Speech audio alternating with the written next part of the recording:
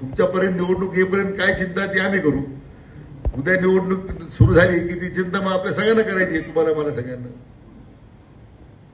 निवडणूक ही तुम्ही बसणाऱ्या सगळे जे तुम्ही जे सैनिक आहेत ह्या सगळ्या तुमच्या लोकांवर ही निवडणुकीची जबाबदारी मित्र मला आपल्याला सांगितलं पाहिजे.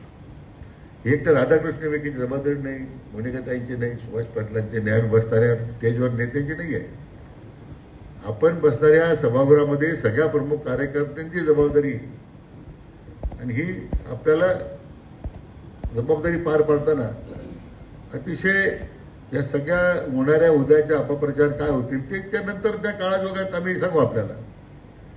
परंतु ज्या योजना सध्या सुरू आहे त्याचा आपण लाभ घेतो. मला वाटतं त्याचा वापर त्याचा नेहमीच आपण लोकांमध्ये अविरतपणे निवडणूक असू नसू प्रचार करता आले पाहिजे. त्याला काही 3 वर्ष निवडणूक आलीच परत 29ला लोकसभेची आली, विधानसभेची आली. आता या सगळ्या मतदारसंघाच्या पुनर्रचनेमध्ये आपल्या जिल्ह्यात 1 लोकसभेची जागा वाढणार आहे असं म्हणतात, विधानसभेच्या 2 जागा वाढणार आहे असं म्हणतात. कोण कोणत्या मतदारसंघात जाईल, कोणता राखीव होईल आज कोणालाच माहित नाही काही.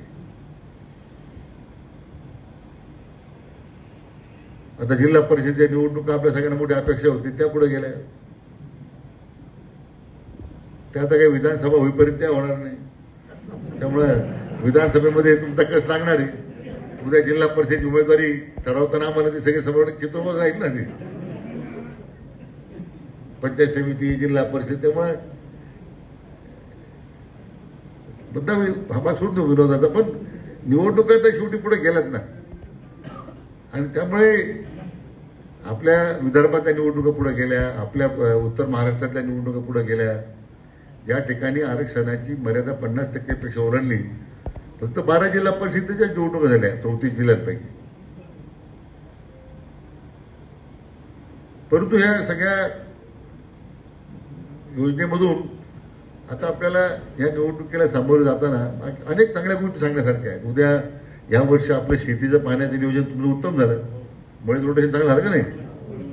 अजूनही चांगलं करायचं. थोडं यंदा अल निनोचा परिणाम होईल असं म्हणतात की पाऊस कमी पडेल, पण असू दे. आम्ही ऑगस्ट 31 पर्यंत पाणी पुरलं पाहिजे धरणाचं, अशा पद्धतीने त्याचं नियोजन करतोय आपण.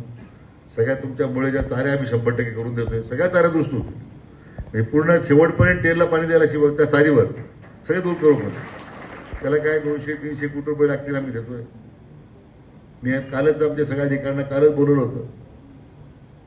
मी काल सुरसिंगला बोलून घेतलं, बाबा हे सगळ्या मुळ्याच्या कार्यक्षेत्रातले जेवढे चर आहे आपल्या जुने बंद पडलेले, ज्यामुळे जमिनी उपाडल्यात, खराब झाल्यात, जमिनी नापेर झाल्या, त्या तुमच्या तालुक्यातील सगळे चर हे कमीत कमी 20 फुटाचे शेवटपर्यंत मी आता करायला सांगितले. त्याच्यामध्ये काही जी काही रक्कम लागेल ती लागू द्या.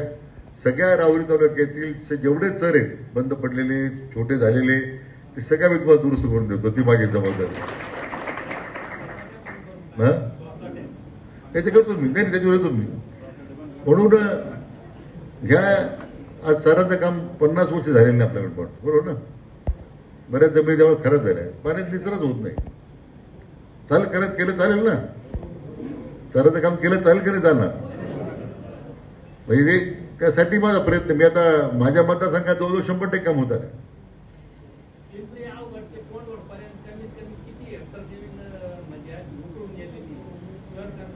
नाही म्हणूनच आम्ही घेतो ना त्याला. पैशाची अडचण नाही. आता मी मंत्रीच्या खात्यात, त्यामुळे तुम्ही चिंता करू नका त्याची. तुमच्या चाऱ्या दुरुस्त, तुमचं कॅनॉलचं काम सुरू आहे. तुमच्या चाऱ्या दुरुस्त करण्याचं काम मुंबईचं होईल. नाही तो निर्णय मी करतो.